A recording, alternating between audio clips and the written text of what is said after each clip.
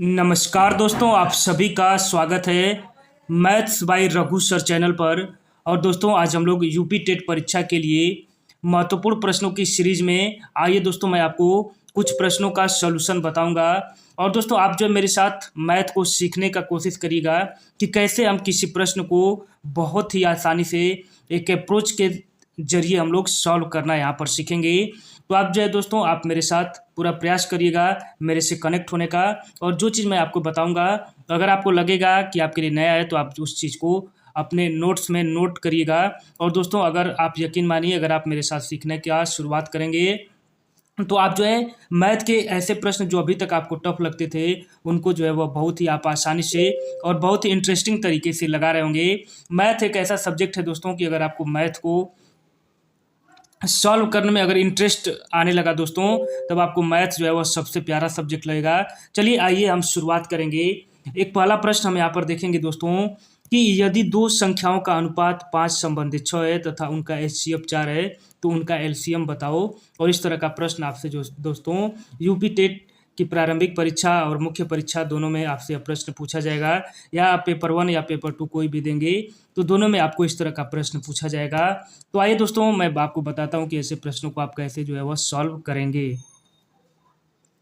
यहाँ पर दोस्तों आइए हम शुरुआत करते हैं सॉल्यूशन से। दोस्तों, एक चीज़ आप ध्यान रखेंगे कि शॉर्ट ट्रिक कुछ भी नहीं होता है। शॉर्ट ट्रिक जो है वह कुछ भी नहीं होता है।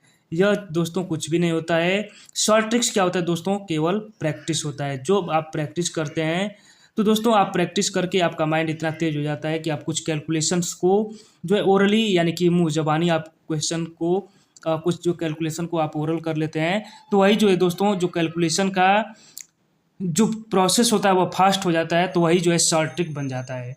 चलिए आइए देखते हैं, पहले पूरा अप्रोच देखेंगे और उसके बाद शॉर्ट ट्रिक तो ऑटोमेटिक वर्ड डेवलप हो ही जाएगा। तो यहाँ पर दोस्तों प्रश्न है कि यदि दो संख्याओं का अनुपात 5:6, क्या है दोस्तों? 5:6 है। यहाँ पर दोस्तों एक चीज़ आप ध्यान रखेंगे कि जब रेशियो दिया रहता है तो आप दोस्तों कभी भी भूल से यह मत सोचिएगा कि वह संख्या दिया हुआ, संख्या का क्या दिया हुआ है दोस्तों? रेशियो दिया हुआ है। यानी कि 5:6 जो है वह संख्या का अनुपात है। आप यह ध्यान देंगे कि यह अनुपात है, न कि संख्या है। परंतु दोस्तों, अब मैंने आपको कई बार बता रखा है कि 5:6, अब दोस्तों यहाँ पर मान के चलिए 10:12। तो क्या यह परफेक्ट रेशियो है? नहीं, यह परफेक्ट रेशियो नहीं है, क्योंकि इन दोनों का एक के अलावा एक और नंबर है जो इनको डिवाइड कर दे रहा है, यानी कि 2×5 = 10 और 2×6 = 12। तो दोस्तों, हमेशा हमको रेशियो जो है वह परफेक्ट रेशियो में जो है वह रखने का प्रयत्न करना चाहिए, क्योंकि दोस्तों यहाँ पर जो है इनका एक के अलावा कोई दूसरी संख्या नहीं है जो 5:6 को काट दे। तो इसलिए दोस्तों यह हमारा परफेक्ट रेशियो है। तो यह जो है हमारे प्रश्न के लिए काफ़ी आसान हो गया। अब दोस्तों क्या दिया हुआ है अगला प्रश्न में, जो है देखिए स्टेटमेंट कि उनका एचसीएफ क्या है? 4। यानी कि दोस्तों जो संख्याएं होंगी उनका एचसीएफ क्या होगा? 4 होगा। एचसीएफ यानी कि दोस्तों हाईएस्ट कॉमन फैक्टर, यानी कि दोस्तों 4 से बड़ी ऐसी कोई भी संख्या नहीं होगी जो उन दोनों संख्या को काट दे।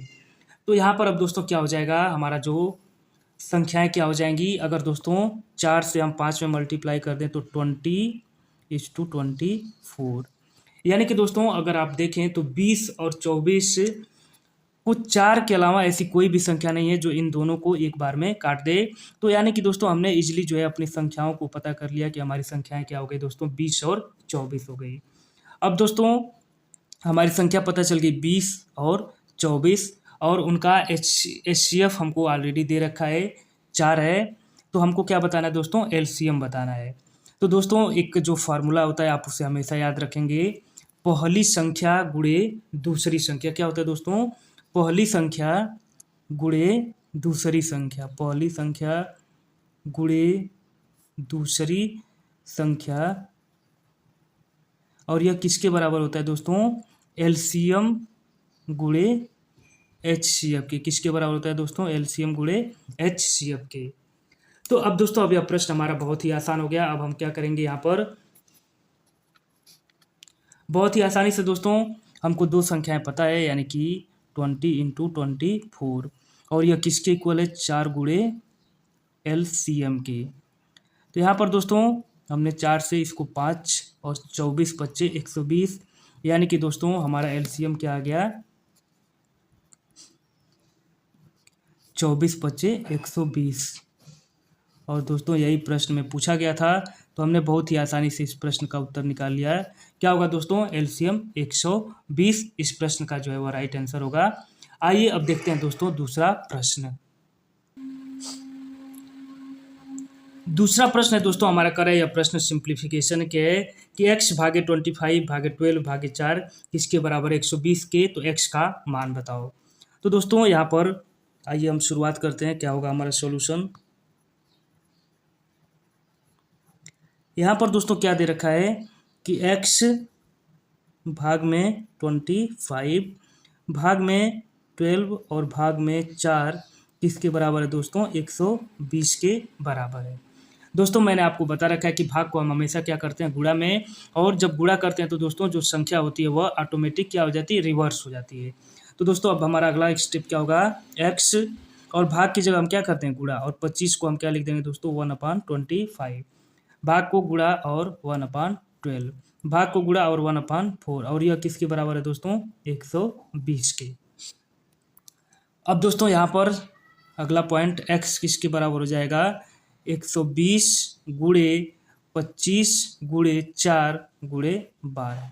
यहाँ पर दोस्तों 25 में 4 का गुणा कर देंगे तो 25 गुणे 4 कितना होगा 100, और 120 और गुणे 100 यानी कि 2 जीरो यहाँ पर ऐड हो जाएगा, और इसमें दोस्तों गुणा 12 का। अब यहाँ पर देखिए दोस्तों 12 का 12 में गुणा करेंगे यानी कि 12 का स्क्वायर कितना होता है दोस्तों 144, और 3 जीरो यहाँ पर ऐड कर देंगे तो यही हमारी क्या हो जाएगी दोस्तों x की वैल्यू। और प्रश्न में यही पूछा गया था कि x की वैल्यू क्या होगी, तो दोस्तों यही हमारा उत्तर होगा। तो यहाँ पर देखा दोस्तों कि हमने कितनी आसान तरीके से इस प्रश्न का जो है वो उत्तर सॉल्व कर लिया। अब दोस्तों आइए जो है अगला प्रश्न हम यहाँ पर देखेंगे। अगर आपको कोई भी डाउट होगा तो आप जो है कमेंट सेक्शन में कमेंट करके ज़रूर पूछिएगा, कोई भी अगर डाउट होगा तो।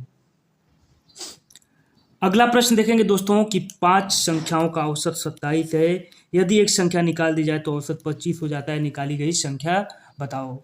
दोस्तों यह सभी प्रश्न यूपी टेट परीक्षा में आपसे पूछे गए हैं, तो आप जो है ज़रूर ऐसे प्रश्नों को लगाने का प्रयास करिएगा, और जो मैं कॉन्सेप्ट बता रहा हूँ वह भी आप सीखने का प्रयास करिएगा। तो आइए दोस्तों यहाँ पर देखते हैं कि ऐसे प्रश्न का अप्रोच कैसे हम करते हैं। यकीन मानिए दोस्तों, आपको मैं गारंटी दे रहा हूँ कि अगर आप मेरे से एक आध महीने आप मेरे साथ जुड़ते हैं और प्रश्नों को लगाने का अगर आप जो मैं तरीका आपको सिखा रहा हूँ वह तरीका सीखते हैं, तो गणित के प्रति दोस्तों आपका सोच, आपका दृष्टिकोण बदल जाएगा, और गणित जो है वो आपका सबसे फेवरेट सब्जेक्ट बन जाएगा दोस्तों। तो आइए चलिए दिखाता हूँ मैं आपको कैसे प्रश्नों को लगाते हैं। यहाँ पर दोस्तों जो हमारा प्रश्न है वो कह रहा है कि 5 संख्याओं का औसत 27 है। औसत दोस्तों, औसत आप समझ रहे हैं कि औसत क्या होता है। औसत यानी कि एक तरीके से जितने लोग हैं उनमें इक्वल डिस्ट्रीब्यूशन। मान के चलिए दोस्तों, अगर आपके घर में मान के चलिए कि 8 लोग रहते हैं, ठीक है, आपके घर में 8 लोग रहते हैं, तो दोस्तों अगर आपके घर में 8 लोग हैं तो मान के चलिए रोटी बनती है, मान के चलिए 40 रोटी बन रही है। तो यहाँ पर कोई दोस्तों 5 रोटी खाता होगा, कोई 6 रोटी खाता होगा, कोई 7-8 रोटी भी खाता होगा। परंतु दोस्तों अगर औसत देखा जाए तो सबको इक्वल में बांट दिया जाए, यानी कि अगर 5-5 रोटी का सबको औसत ले लिया जाए तो कितनी रोटियाँ होंगी, 40। तो औसत दोस्तों क्या होता है कि जितने लोग रहते हैं सब में इक्वल डिस्ट्रीब्यूशन। तो यहाँ पर देखिए दोस्तों कह रहा है कि 5 संख्याओं का औसत 27 है, यानी कि दोस्तों हमारी संख्याएं कितनी है 5, और उनका औसत कितना है दोस्तों 27। यानी कि हम कह सकते हैं कि 27 जो है नंबर वह सभी पाँचों में इक्वल जो है वह डिस्ट्रीब्यूट किया गया है। अब दोस्तों कह रहा है कि यदि एक संख्या निकाल दी जाए, तो एक संख्या अगर दोस्तों निकाल दी जाएगी तो संख्या कितनी बचेगी दोस्तों 4। परंतु दोस्तों जब एक संख्या निकाल दी जाती है तो औसत क्या हो जाता है 25 हो जाता है। औसत कितना हो जाता है दोस्तों 25 हो जाता है। एक संख्या को हमने यहाँ से निकाल दिया। तो दोस्तों अगर 27 था तो इनका योग कितना होगा, मान के चलिए कि 27 नंबर सबको आवंटित किया गया, तो 5 लोगों का योग कितना होगा 5 7 35 और 5 दूना 10 3 13। अब दोस्तों जब एक निकाल दिया गया तो संख्या बच गई 4, और अब उनका औसत कितना हो गया 25, यानी कि 25 सबको जो है वह इक्वल डिस्ट्रीब्यूट किया गया है। तो अब दोस्तों अगर इन चारों का योग कितना होगा 100, यानी कि दोस्तों पहले टोटल कितना था 135 और अब जो है वह 100 हो गया। यानी कि दोस्तों यह कमी जो है किसके कारण आई है, जब एक जो संख्या को निकाल दिया गया है, तो वह संख्या जब निकाली गई दोस्तों, तो उनके योग में कितना परिवर्तन आया, 135 माइनस 100, यानी कि आप कह सकते हैं दोस्तों 135 माइनस 100, यानी कि दोस्तों जो निकाली गई संख्या है वह कितनी रही होगी, 35 रही होगी। और यही हमारे प्रश्न का राइट आंसर होगा। तो आप सभी साथी जो है इस प्रश्न का जो राइट आंसर होगा दोस्तों वह 35 होगा। और यह कैसे आया आप सभी ने देखा होगा। तो देख रहे हैं कैसे जो है इजली हम इन प्रश्नों को यहाँ पर लगा रहे हैं, जो प्रश्न आपको काफ़ी टफ लगते थे। आइए दोस्तों एक अगला प्रश्न हम देखते हैं। यह भी प्रश्न आपसे यूपी टेट परीक्षा में पूछा गया दोस्तों। तो जो लोग यूपी टीईटी की तैयारी कर रहे हैं वह लोग जो है ऐसे प्रश्नों को ध्यान से देखेंगे कि 5 क्रमागत सम संख्याओं का योगफल 60 है। यदि अगली दो संख्याएं जोड़ दी जाए तो योगफल क्या होगा, प्रश्न नंबर 4।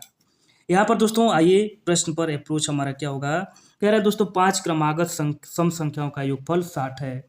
यानी कि दोस्तों क्रमागत सम संख्या 1 2 3 4 और 5, इनका योगफल कितना है दोस्तों, 60 है। यह प्रश्न में दिया हुआ है। तो दोस्तों अब ऐसा 5 संख्याएं सम संख्याएं आप अपने दिमाग में सोचो कि जो है उनका योगफल 60 हो जाए। तो इस तरह से तो बहुत ही मुश्किल होगा दोस्तों। तो यहाँ पर दोस्तों सम संख्या दे रखा है 5 और उनका योगफल दे रखा है 60। तो हम इस तरह से औसत पता कर सकते हैं दोस्तों। 5 से डिवाइड कर देंगे तो क्या आएगा, 12 आएगा। यानी कि दोस्तों इनका औसत कितना है, 12 है।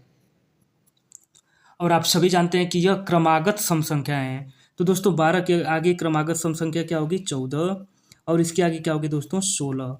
12 से जस्ट पीछे 10 और इससे जस्ट पीछे 8। तो दोस्तों यहाँ पर हम लोगों ने आसानी से प्राप्त कर लिया। आप इनको जोड़िए, 12 8 20 10 30 और 30 14 44 और 44 और 16 60। तो देखा हमने आसानी से पता कर लिया कि वह संख्याएं क्या हैं। अब दोस्तों क्या कह रहा है कि अगली दो संख्याएं जोड़ दी जाए तो योगफल क्या होगा। अब दोस्तों अगली यानी कि 16 के बाद अगली दो संख्या क्या होगी दोस्तों, 16 के बाद क्या आएगा 18 और 18 के बाद क्या आएगा 20 आएगा। तो कह रहे हैं कि इनको जोड़ दिया जाए तब जो है वो योगफल क्या होगा। तो आइए चलिए इनको हम जोड़ देते हैं। 8 10 12 14 16, या तो 60 था ही, और 60 में 18 जोड़ देते हैं तो 78, और 78 में 20 जोड़ देते हैं तो क्या होगा दोस्तों, 98। यानी कि दोस्तों अब जो है योगफल क्या होगा, 98। और यही जो है हमारे प्रश्न का आंसर होगा दोस्तों। तो आप देख रहे हैं कि कितना आसान तरीके से ऐसे प्रश्न जो आपको टफ लगते थे उनको हम जो है कितना आसानी से उनका सोल्यूशन निकाल पा रहे हैं। तो आप सभी दोस्त जो लोग भी पहली बार मैथ्स बाय रघु सर से जुड़ रहे हैं वह सभी लोग वीडियो को लाइक जरूर करिएगा और चैनल को दोस्तों आप सब्सक्राइब कर लीजिएगा। अपना कमेंट बॉक्स में कमेंट लिखिएगा कि क्या आपको यह ट्रिक अच्छी लग रही है। आइए एक और प्रश्न, अगला प्रश्न हम यहाँ पर देखते हैं। यहाँ पर दोस्तों एक प्रश्न और आपसे, प्रश्न नंबर 5 हम यहाँ पर देखेंगे कि 140 गुणे 101 में क्या जोड़ा जाए कि योगफल 14,414 प्राप्त हो जाए। और यूपी टीईटी परीक्षा में यह प्रश्न पूछा गया है। तो कैसे लगाएंगे ऐसे प्रश्न को। तो दोस्तों नॉर्मली क्या करते हैं स्टूडेंट्स की, वह जो है 140 और उसमें गुणा करने लगते हैं 101 से। तो इससे भी जाएगा दोस्तों, परंतु थोड़ा सा समय ज़्यादा लगेगा। तो आइए इसको मैं आपको बताता हूँ कि आप आसानी से कैसे इस प्रश्न को आप लगाएंगे। यहाँ पर दोस्तों क्या लिखा हुआ है कि 140 गुणे 101, यानी कि दोस्तों 140 गुणे 101 की वैल्यू हमको निकालनी है। तो यहाँ पर दोस्तों कैसा हमारा अप्रोच होगा, 140 गुणे 101 को हम जो है 100 प्लस 1 लिख देंगे बहुत ही आसानी से। अब दोस्तों 140 में अगर 100 का गुणा करेंगे तो यह क्या हो जाएगा, डबल जीरो यहाँ पर लग जाएगा। और 140 में 1 से गुणा करेंगे तो प्लस का 140, यानी कि दोस्तों यह कितना होगा, 14,140। अब कह रहा है कि इसमें क्या जोड़ा जाए कि इसकी वैल्यू 14,414 हो जाए। तो दोस्तों अगर आपसे पूछा जाए कि 10 में क्या जोड़ा जाए कि उसकी वैल्यू 15 हो जाए, तो आप क्या करते हैं, 15 में से 10 को माइनस कर लेंगे, यानी कि 5 अगर जोड़ दिया जाएगा तो यह जो है